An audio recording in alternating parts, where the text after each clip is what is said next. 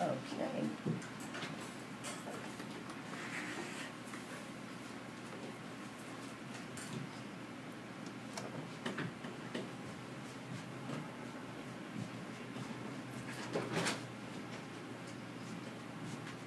Thank you very much. Nice to see you. And you've been waiting much too long. I know you have, because I've been waiting too to go online. Praise God. Well, welcome to Truth, a radio program designed with you in mind, a program whose sole purpose is to empower you, our listeners, for information leads to knowledge, and knowledge is, you got it, power. And as always, I want to empower you to take control of your life, those things that impact you, your family, and your community.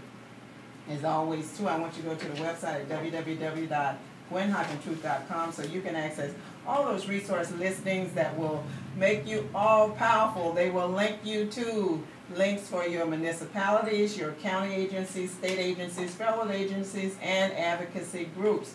As always, too, go to the website so you can chime in on the poll that we've got going, the query, which is asking you, how's the improvement in the economy impacting you?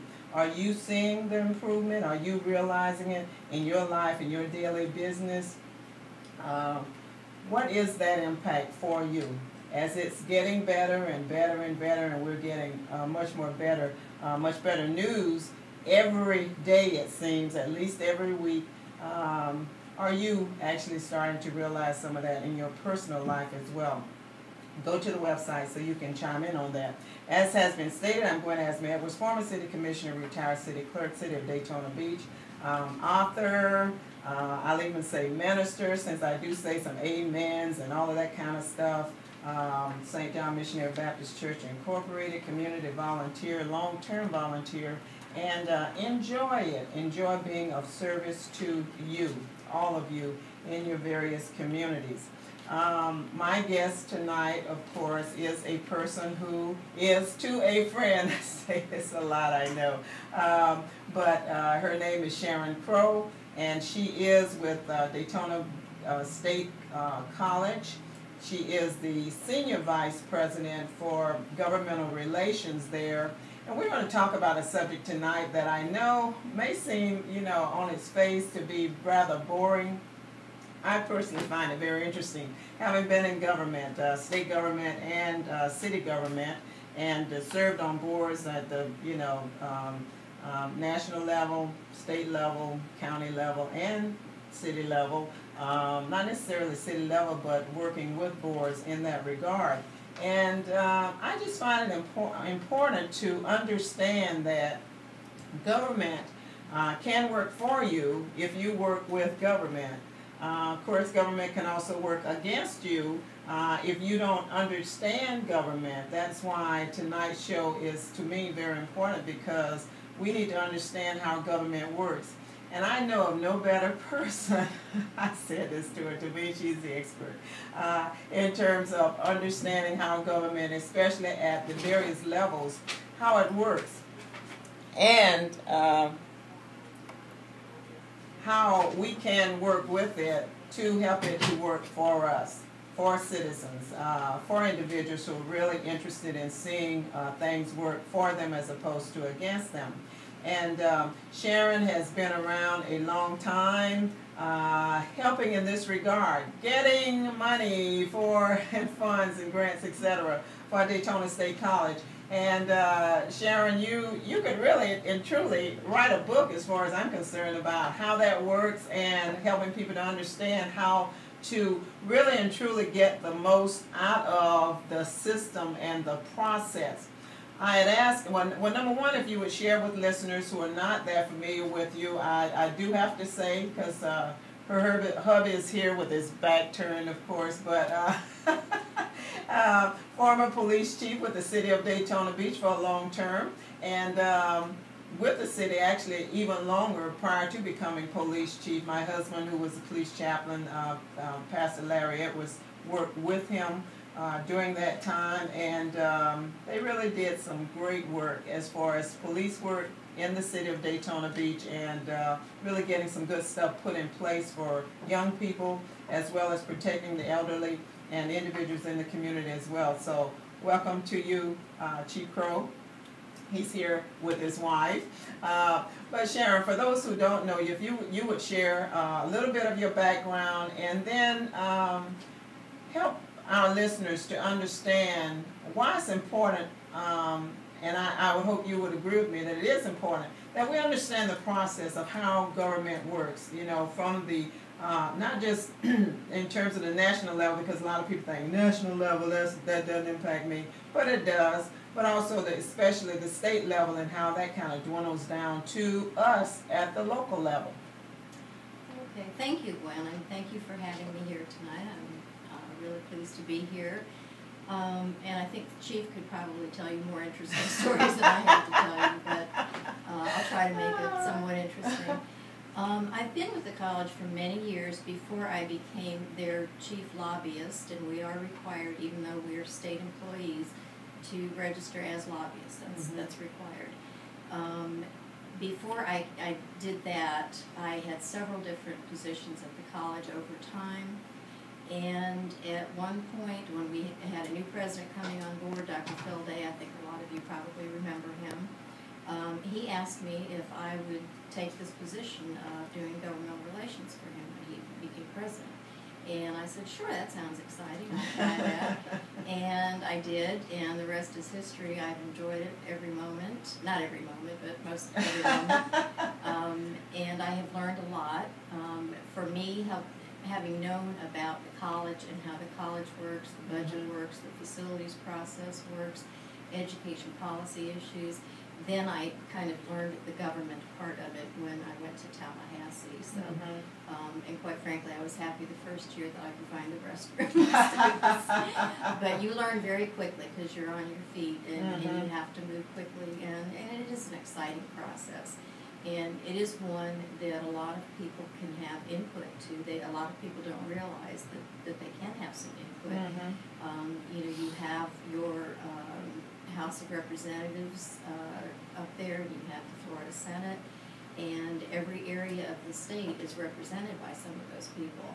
And you should find out who yours is based on where you live, and make sure that you contact that person and let them know some of the issues that are very important to you.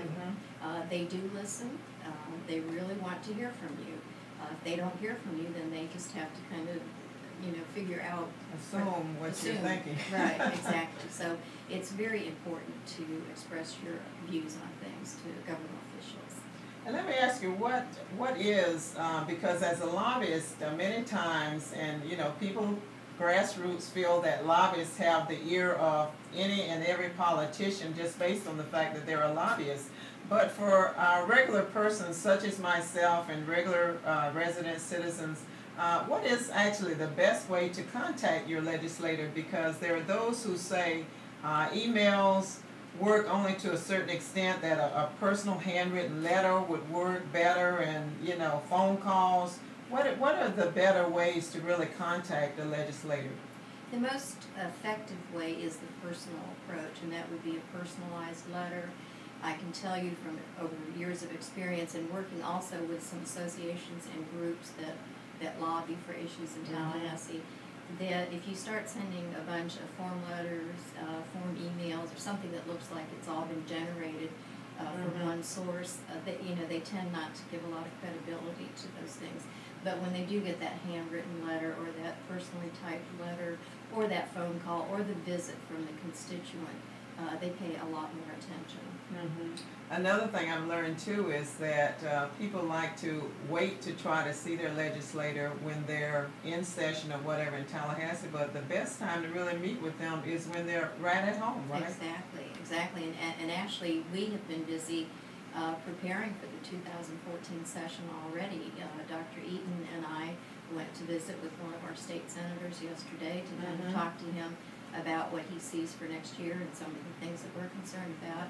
And we're doing those appointments now because they will start committees in the month of September. They'll have a week of committee meetings, and that's where they start talking about potential legislation. If you don't get to the legislators and the committees prior to the beginning of session, or even prior to the beginning of the year, it's going to be hard to get your issue on the agenda. Things happen very quickly from the end of one session to the beginning of the next. So if you have an issue, now's the time. And is this not to the time that they actually start generating whatever bills they're going to present? So that really by the time the session opens, is that in March too? Yes, March 4th. Okay, March 4th is when they actually call the session to order. And during this time, while they're in committee, etc., actually they and their staff are already starting to develop some bills that will be presented, right? Yes, actually bills have been coming out for about 2 or 3 weeks now. Oh, okay. And so I've already started my bill tracking list. And then as committees meet, you have what you call individual member bills, but you also have committee bills. So if you have, for instance, a criminal justice or higher education committee, they will come up with their own work product. Excuse me. And so those things are in the hopper. They'll be filing bills up until the first day of session. So there's a lot of stuff going on. And the way this works, so that our listeners understand too, there has to be a matching bill, right, in the Senate and in the House?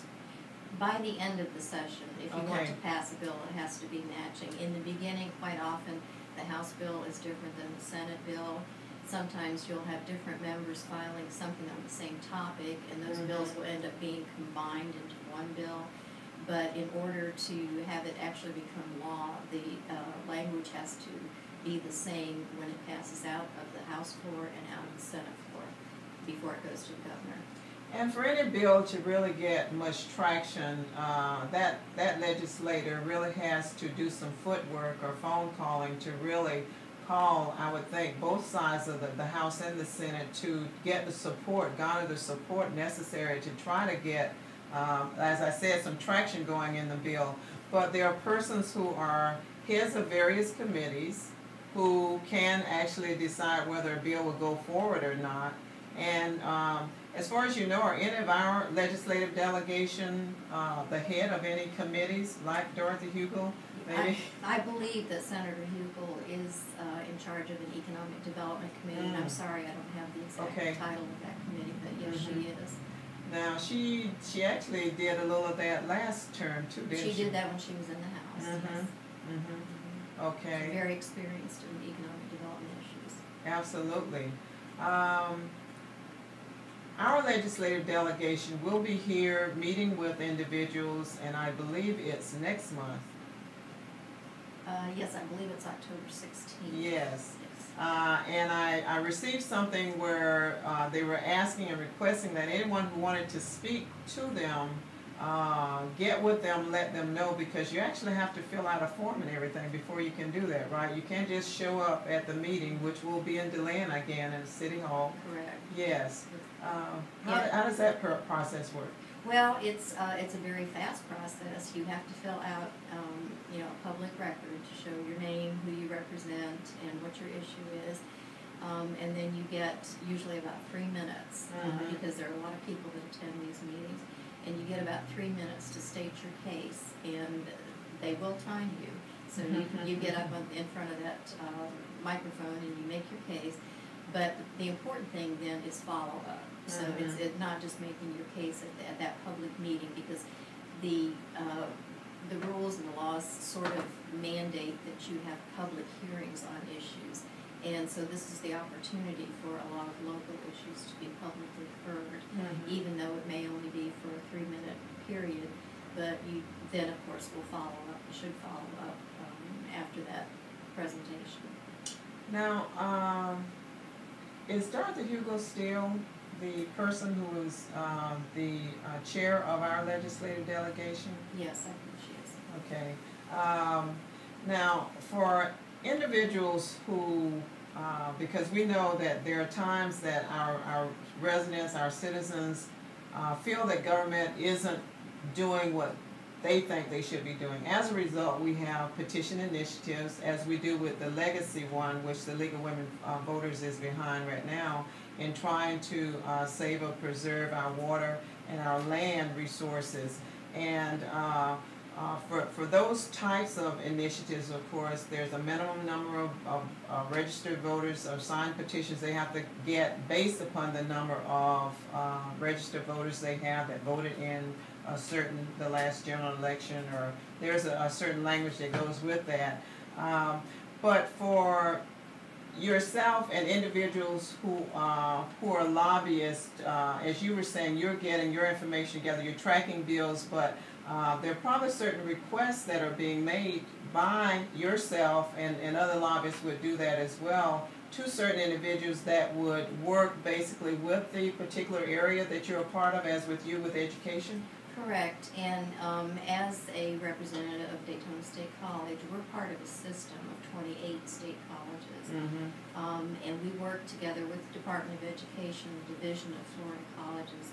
They come up with an overall general budget request for operations, and we work within that because we try to get our goals to be matching, the Department of Education, along with our Council of Presidents, who are actually the members of our institutions who make the final decision on what is our formula, what is our ask for this year. And so our Council of Presidents has been meeting, and we have a plan that is being presented to the Department of Education. It will go to the State Board of Education, then it will go to the governor, and then it will be presented to the legislature.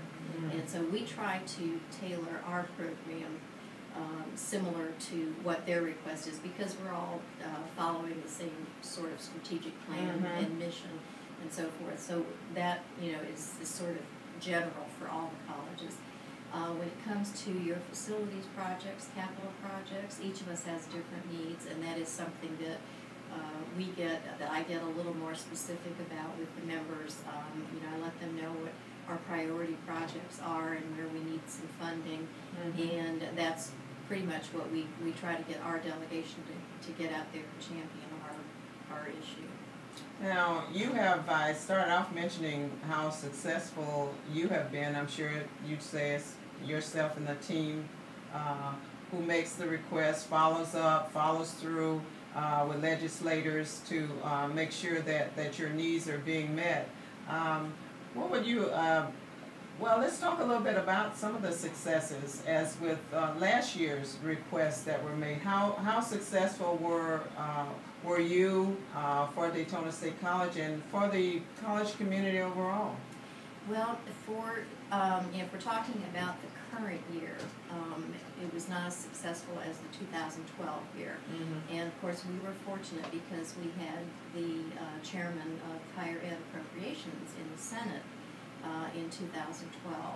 And we did very well as far as our facilities projects are concerned. And so we're in the middle of building those projects. But as our facilities age, our needs continue. A lot of our buildings are almost 50 years old. And so by the time we get these other things started, we still have to be working on the new projects for the new buildings, for new programs and whatever's out there. So anyway, we do have an issue that we're taking forward this year, which is our student services classroom building. We've got the old humanities auditorium that many people who've been around a long time will remember. We no longer really need that as an auditorium because we have the News Journal Center downtown. So looking at that footprint of where the current theater center is on the Daytona campus, that building is almost 50 years old. It's got mildew issues, it's got air conditioning, all those kinds of things that happen as the building gets older. Next to that, we have our student services building, which is also almost 50 years old. So what we have done is we have proposed to the state that we knock down the humanities building, and we build there a student services center as well as classroom building, because we still have need for more classrooms. And that will sort of fill that footprint up. So that's our current issue. We are also getting close to completing our Flagler classroom project that we started last year. What is the current, well, you may or may not know the current enrollment at your locations, but it looks like it is, well, it ebbs and flows, doesn't it? It does, it does, it goes. Depending on unemployment and Right. what's happening. When the economy is really good, our enrollment numbers are down. Mhm. When the economy starts to go down, our enrollment numbers skyrocket. And probably over the last, I'm trying to remember which years it was, but there was about a 3 or 4 year period where our enrollment jumped about 50%. Wow. But now that the economy is getting better and Mhm. leveling off, our enrollment has declined. And it's, it's starting to come up and get a little bit level. It went down last year considerably, but it is coming back up Mhm. again. So, but you do have to kind of follow the economic trends, and we're there to train the workforce when they're out of work, and we get them back to work, Right. and then it's okay. We're looking for what's the next wave of jobs that'll be coming down the pike. That makes it difficult to plan though when there is such an ebb and flow, and you're tied so much to what's actually happening in the economy.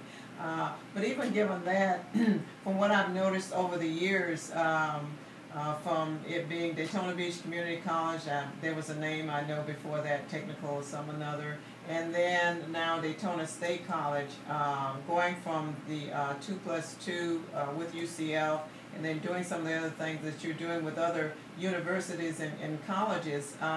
There seems to be a great deal of planning and forecasting that goes into all of that.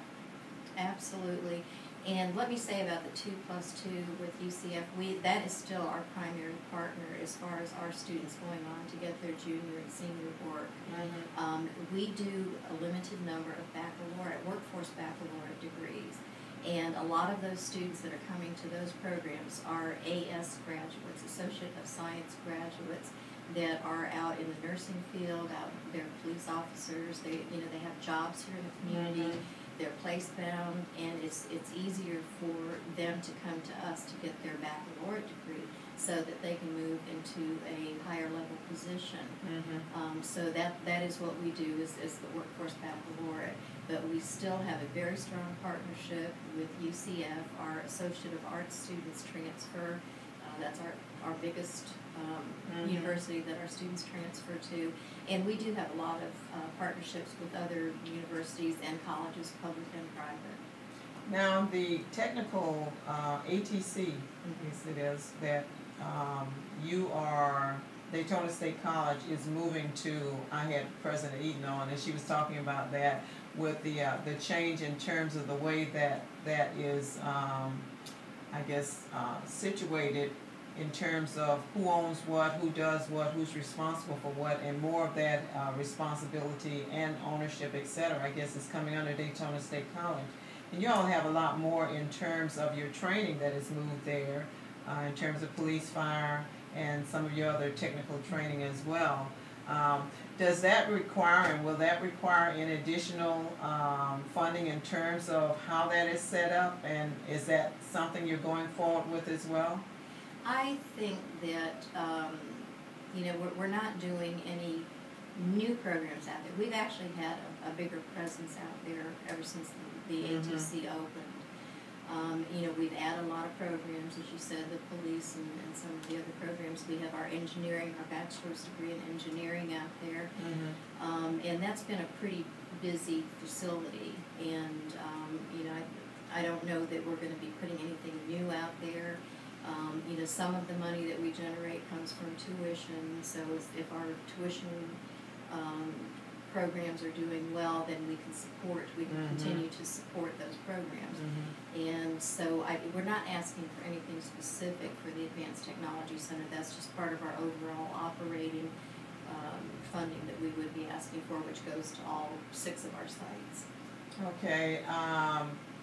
Funds for things like dormitory buildings, etc. Because I know when I served on the advisory board with Stetson University, one of the things the president was looking at, and they're still doing that actually, is building more in regards to dormitories, etc. And they actually went to private funding for that. Is that more so what Daytona State College looks to as well? Were they to go in that direction? That's not something that would be a part of a legislative request, right? That's correct, because the legislature does not fund dormitories for us.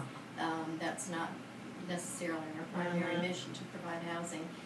If we did go forward with student dormitories or housing, it would have to be with a partner, maybe through our foundation, but we cannot do it ourselves. Mhm. Now, Department of Education. You said it's the universities.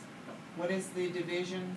The universities are under the Board of Governors. Board of Governors. Right. Okay.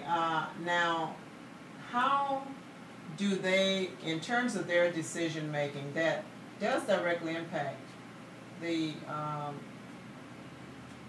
I'm trying to help our listeners and trying to get it straight myself in terms of how the decision making actually goes up and down the ladder in terms of that department and in terms of the rules and decisions that are made by the local board as far as Daytona State College is concerned. And then how the legislative process actually interweaves into all of that. Is that department kind of a standalone decision maker, or do they depend upon decisions made by the legislature, or is it a partnership type of arrangement? It's a combination of things, and everybody has got their roles statutorily defined. Mm-hmm. When I said Board of Governors, I was referring to the university system, which is under a whole different governing structure than the Florida colleges are. Mm-hmm. If you'll recall, Senator Bob Graham passed a constitutional amendment several years ago that gave the universities their own Board of Governors as opposed to the State Board of Education. Mm. The Florida colleges, along with the school district career tech centers and the K through 12 system, those are all under the State Board of Education. They're all in the same building, and we do try to coordinate, but the Board of Governors has unique constitutional authority. The legislature, of course, sets policy and laws, and then it's sort of up to the State Board of Education and the Board of Governors to develop rules and to implement and see that those things get done. It's a complex process, but everybody has a role to play. And if you're interested in a topic, there's a way you can follow it. Right. And the Board of Governors how are those appointments made? I believe with the Board of Governors that the governor makes several of those appointments, but I also,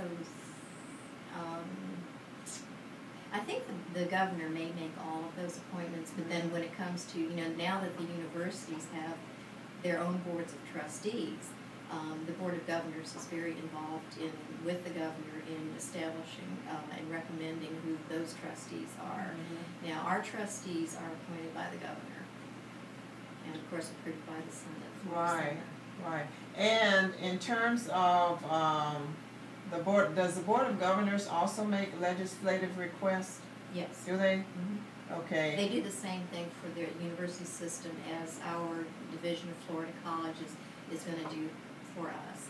And do you generally, as you had stated previously, do you all generally try to, do they generally try to make that jive somewhat with what's being requested by the locals?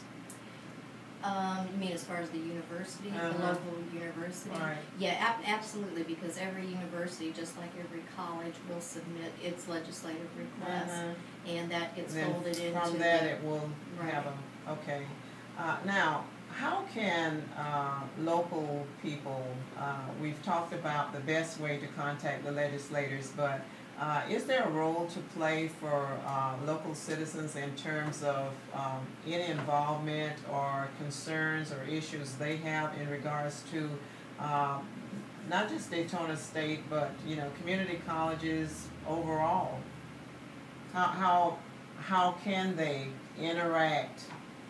What is the process for their direct or indirect involvement with any of the, I guess, procedures, processes, or any issues or concerns that they have?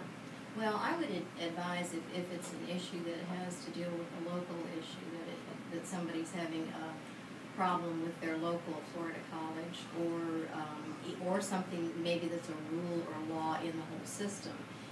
If it's a local issue, I would advise going to either the Dean of Student Services or the Dean of Academic Services to see if you can't get that. Sometimes it's just a miscommunication and things can be worked out. But if it's, if it's something that's going to require a legal challenge or a law change, then, that's going to have to get into that whole process of let's throw that idea in the hopper and see where it comes out in the system. In addition to contacting the local college, you could also contact the Division of Florida Colleges and express to the Chancellor's office your concerns. And, they will kick it around and hopefully if it's a good issue, they'll grab onto it and run with it.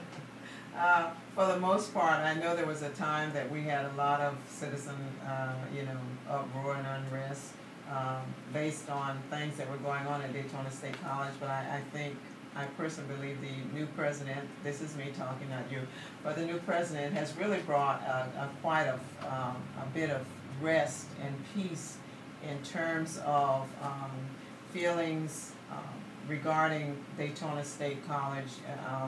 Not only its procedures, its processes, but I think in terms of overall, how the college is actually meeting the needs of the individuals in the community in terms of those that are working, those that are unemployed, underemployed, working with various agencies and the like. So I don't see a lot of unrest in terms of that.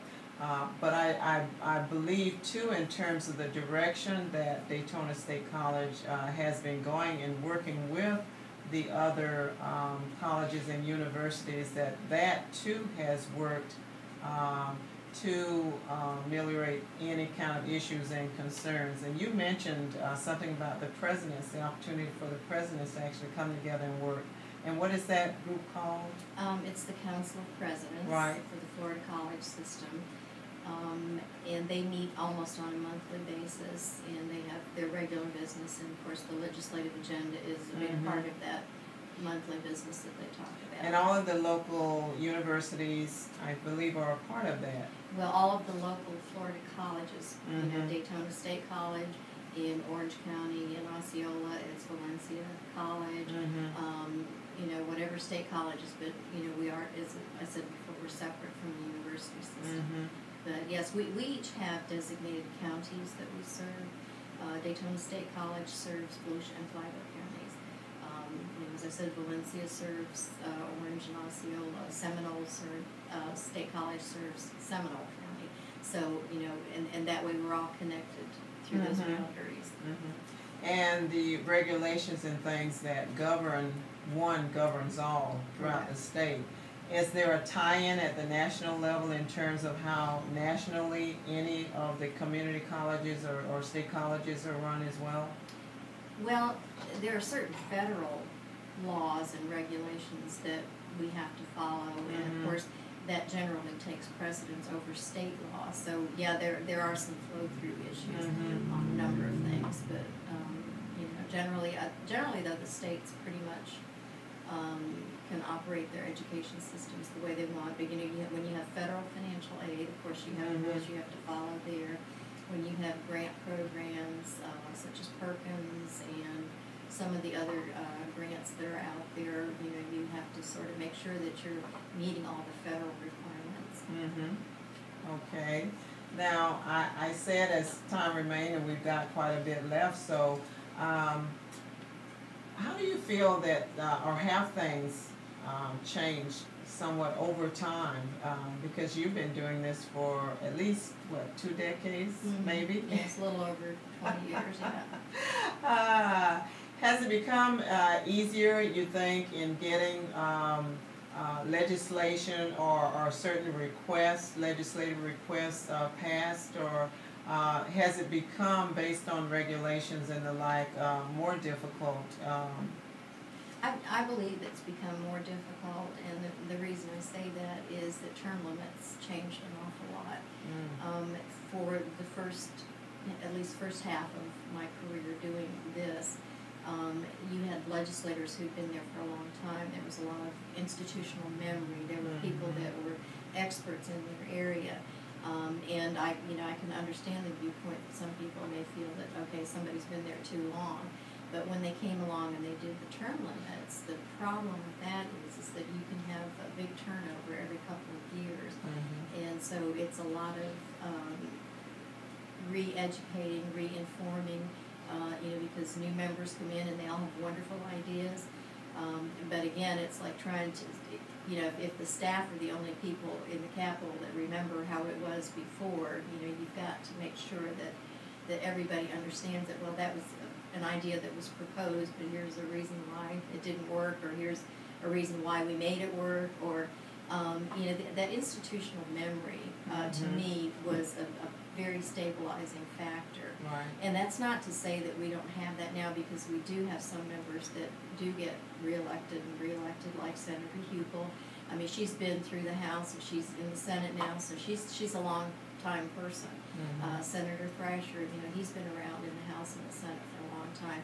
So it's, and we hope, because we have a good group out there now, and we hope that they stick around for a while.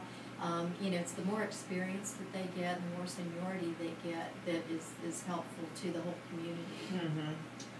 That's what I've heard too, that's probably the greatest loss in terms of term limits. And what you end up with is you have a situation where staff's more knowledgeable of the past and what has happened and what has been tried and what's tried and true, as opposed to what's tried and did not work and the reasons why it didn't work and everything else, which gives them a little more power in truth because of their own institutional knowledge and experience, as opposed to those who are newer who come into office. And the truth is that unless they switch from, which a lot of them are doing, either switch from House, and then once those 8 years are done, then you switch to the Senate to do those 8 years. So you have that going back and forth, and unless that's done, though, you really don't have as many years as you used to have with legislators. Not saying that it was good or bad, but you had some legislators that had been there for, really more than a decade, probably more than 2 decades. Oh, absolutely. There's a little over control that can come from that, but there's also some experience too in terms of knowing what works and what does not work.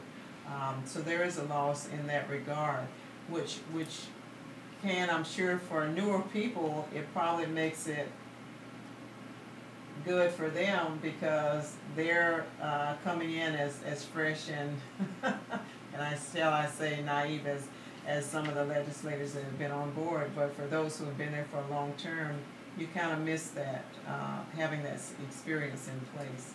Well, you do a little bit, but again, they do get up to speed very quickly because, as I said, they're going to, they've been doing stuff off and on all summer. Not that we've, seen a lot of, but they're learning, and they're, things are being passed around and read and studied and everything.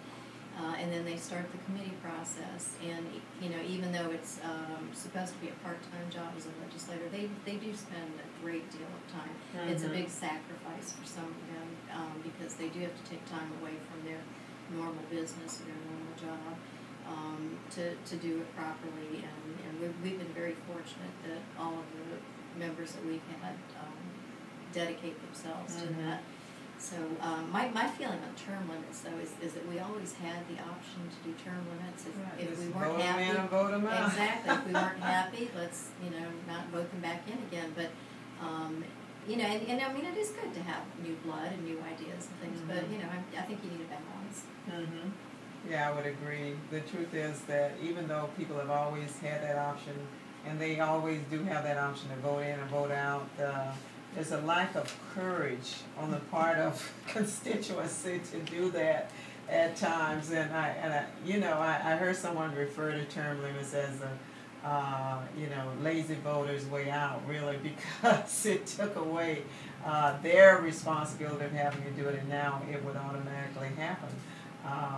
But there are individuals, I would think, that you found who really and truly, when it comes to education, it's part of a passion or compassion, a passion actually that they have and have had over the years, even before running for office, and probably even having been in office either at the lower level in terms of the local level or moving up to the higher positions. They have this desire or drive to actually improve the system either based on their experience, the experience of their loved ones, their children, etc.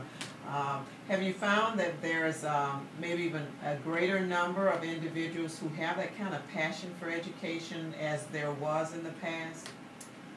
I think the passion is kind of spread out a little bit, because you not only do you have people that are passionate about education because maybe they've been an educator all their life or they go to the legislature, but you also have, retired sheriffs up there. You have people who've been in law enforcement, and you have doctors. You have people who have passion for different areas, and I think that's what makes a good balance. So it's not just education. You have people that are passionate about all those different areas that government supports, and I think the passion's still there for most people. The people that really have it, it's still there. Right. Okay. You listen to Truth with Gwen Azama-Edwards. My guest is Sharon Crow, who is the VP for Senior Vice President for Governmental Relations at Daytona State College. And we're talking about the legislative process, try to give you an understanding of basically how it works.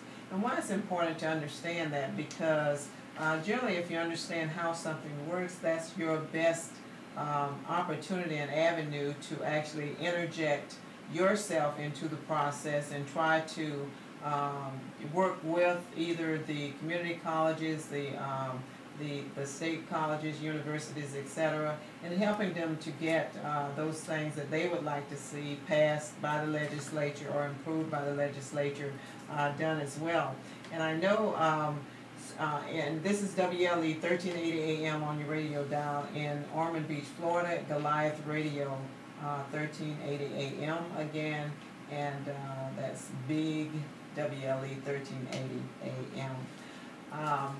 As I recall in thinking about education, because my first year of college was at what is now Daytona State College, which was then Daytona Beach Community College, and I spent a year going there before going on to Stetson University to get my bachelor's degree.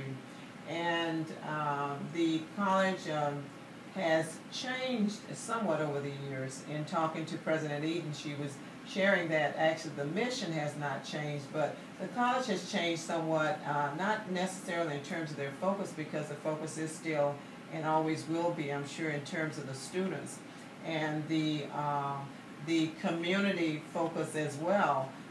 But you do have to also look at, as we've said about the roller coaster in terms of the economic situation, but also look at what's happening in the environment as well, what's happening in terms of our government, in terms of what's happening in our various communities also, because Daytona State being a community college, it really is probably, if I would think, more so focused on the community overall.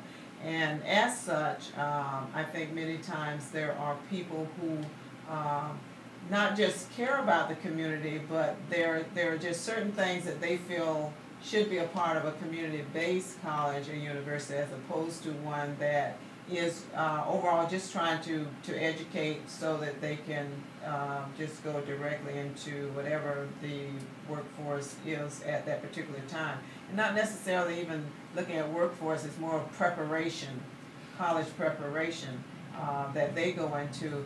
But Daytona State College does a lot in terms of working and dealing directly with the workforce, correct? Yes. And as a result, there are times, I'm sure, and instances where when you write for grants or even the legislature, there's a lot of information that gets into or goes into what you write up for them to see that actually is tied directly to what's happening in the community, right? Absolutely. For any request that you make of the legislature or of any grant funding institution or organization, you have to make your case. And of course, being, as you said, community colleges, that's still our mission. We have to look at what we have in the community, what do we need in our community, who is our constituency base, and so forth. So yes, it's very important to know your community when you go forth and you ask for those things. And what do you draw from when you are pulling that kind of information together? Where do we get the information? Mhm. Oh, from lots of places. We have a great institutional research department. People don't always think of community colleges or Florida colleges having research, but we do our own internal research. We have a lot of accountability standards, and we have to keep track of our data, how our students progress, their graduation rates, their job placement rates, whether or not they've passed different licensure exams. And so that is a great source of information. They get a lot of the statistical information that any other higher education institution can get. Some of it we get from just meeting with and talking to our local employers, our advisory boards, the movers and shakers in the community, the Chamber of Commerce folks, the economic development folks. I mean, it's you just gather as much information from everywhere, and we try to put it together. So there's a lot of information out there. And there are people who really are not aware of the fact that you were talking about your research division or unit. A good friend of mine, Gwen, who passed a few years back, probably several years back, he and I used to work at the employment office together, and I know he used to work with that unit. And the fact that he was there, and as he shared some of the other things that were going on in terms of research, you really have a dynamite research unit that's available. And I know at one time, because you had such a vast amount of information and data, you guys were even encouraging some nonprofit organizations to contact you to make use of some of that information, because you do such a fantastic job of pulling information together and having it. Right, and the research department has grown considerably since Gwen, God rest his soul, was with us. But we also have another source that is available to help the community and various volunteer groups. Our students in our bachelor's programs, they do specific projects and studies and different kinds of, pro bono types of studies and work for different organizations. So, by all means, contact Dr. Eileen Hamby in our baccalaureate programs. I know her students are always doing projects for different groups. If we could share with our listeners in the remaining few minutes that we have the calendar or schedule that's coming up. You said in September, they've already started in the legislators in terms of pulling together their bills for presentation to the bodies, either the Senate or the House, but they start their committee meetings in September. Correct. Okay, and that goes on straight up, you said, until actually the first day of session. They will have a committee week in September, one in October, one in November. I can't remember whether they've got one in December. I think they do. In January, they'll have a couple of weeks. In February, they'll probably have 3 weeks of committee meetings, and then they start on March the 4th. So there's a lot of work that has gone on up until that time. And some members, may just get an idea about a bill or hear about an issue before the holidays, and then go in and file. So not everything is going to be filed ahead of time. So there will be some things coming up as we get closer to the beginning of the session. And it always astounds me to hear the number of bills that actually end up being filed, because we're talking thousands. Like what, 2,000-3,000 or so? Yeah, I would say around 2,000 bills that are filed every year, and probably, I don't know, 200 or 300 of those pass. And then of course there's the sector that deals, or the part that deals with the education bills and the other kinds of bills. So it's much easier to kill a bill than it is to pass a bill. Right. In fact, Chief, you can relate to this, I'm sure. There's a saying where they say that the two worst things to watch are sausage being made or the legislature in session. Isn't that a true statement? Because of the way the whole process works. But are you encouraged by still, it's difficult for me to find really signs of encouragement when it comes to any legislative body these days. But I will ask you though, are you encouraged by still by what you see or hear in terms of individuals who are becoming a part of the legislature, those who are remaining, those who are do have this kind of passion from whatever walk of life they come into or come from, in trying to really get something done that will help Florida students, whether it be K through 12 or our university, or whatever that educational setting is. Okay. Not sure if I remember the actual question Yeah, itself. are you encouraged by the people that you see really coming? Actually, I am, because I get to see our students here, and of course, I get to see school children in my neighborhood and things like that. And I truly believe, having been in education all these years, that that's the key for everybody. It's the great equalizer. It's that's opportunity. Education. I don't care if you just take one class, you've learned something, and you will carry that experience with you forever. And of course, if you can achieve a degree, that's even better. You become a marketable person. So I feel that passion, and I can see there's some people that you automatically know when you talk to them, they have that passion too. So yeah, it's still there, and sometimes by the last day of session, you're pretty drug out, pretty tired, and you say, I just want to go home. I've had enough of this. But I can feel on the first day of session every year. I'm excited. Okay, it's kind of like a new school year.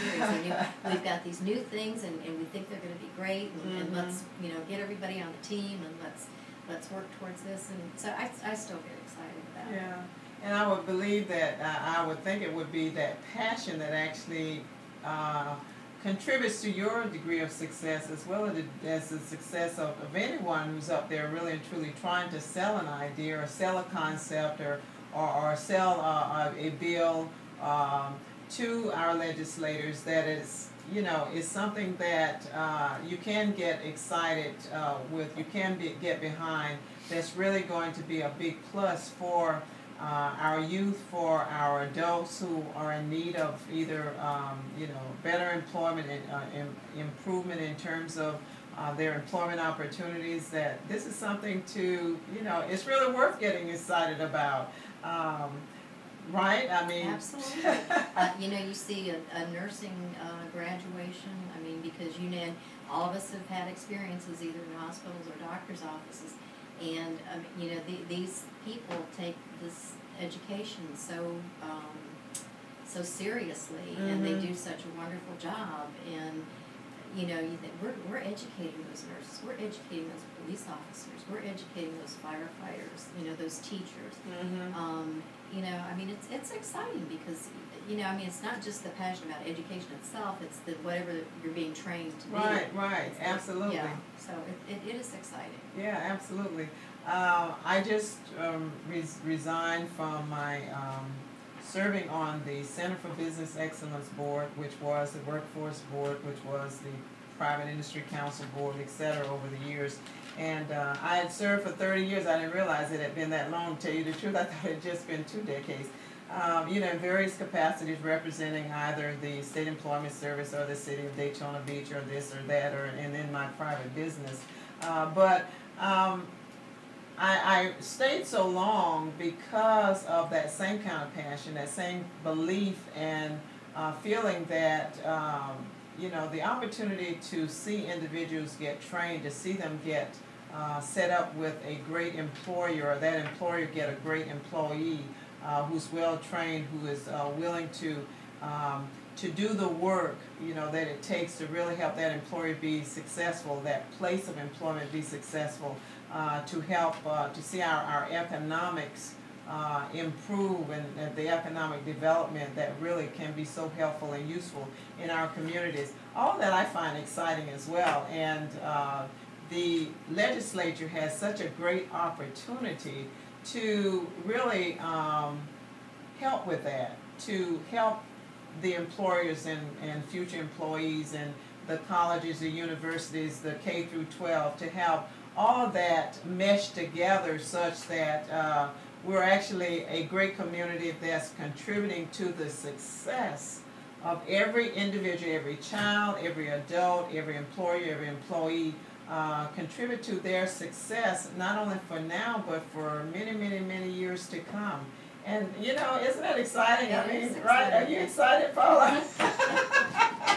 It takes a lot to excite him, I know, but I find that very, very exciting. And one of the things I remember someone saying about working at a K through 12 school site, and I find the same is true in working at a community college or university. When you're around young people, I mean, there is just something about being around young people that is just so invigorating when you think about the impact that you're having with them, and that impact can have on the future person that they will become. I mean, those individuals could be and will be your future lawyers, your future doctors, your future even presidents of the United States, and congressmen and congresswomen and all that.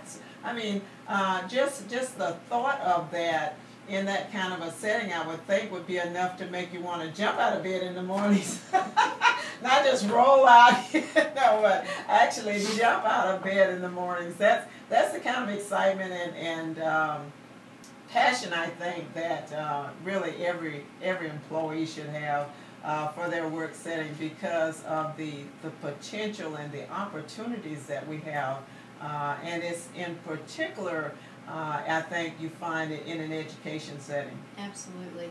And, you know, I would like to add to that, not just the young and the excitement that you see about young people, but the young at heart. Yes. We have, our students are older, and, you know, a lot of them have families that they're supporting.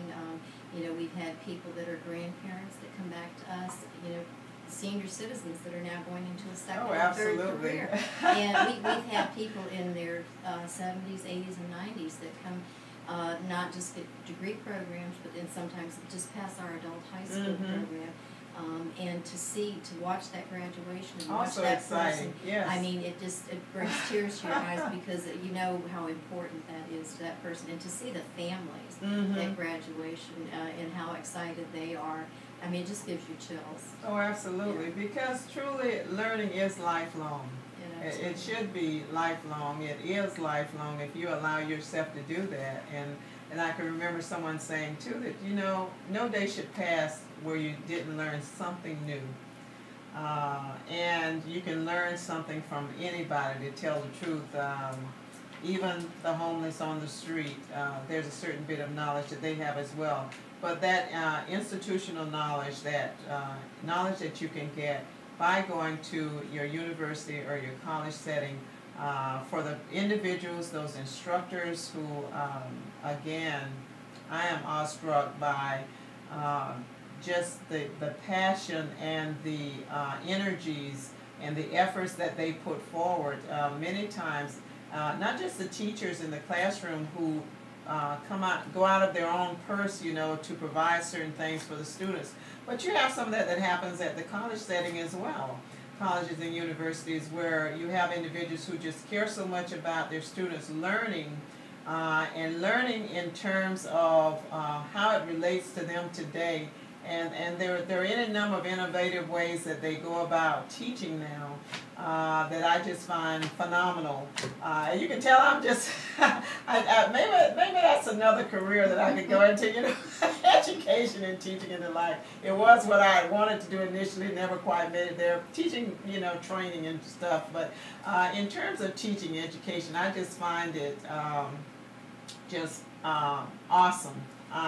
And I remember somebody saying recently, Paul, that we need to get people to stop using those three words. They said awesome and something else they named, but I cannot get away from that word awesome. And it is just awesome when you think about what you, in your setting, in terms of requesting the funds that will come back and will help the university, the colleges, etc., to help them to be able to meet some educational need and provide some opportunity for young and old, you know, young at heart and young, to really accomplish something, and accomplish something that is going to be able to not only help them but help so many people.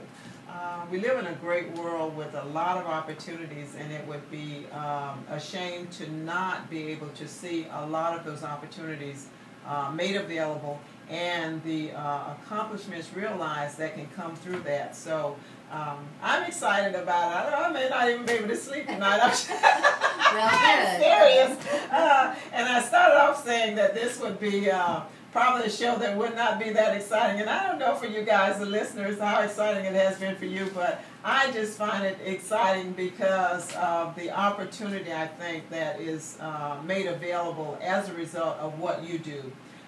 The opportunities that are there based on our colleges and our universities, and the young at heart that take advantage of that, and how much that training and that learning is going to impact each and every one of us in terms of how we presently live, but also the future as well. So I'm excited.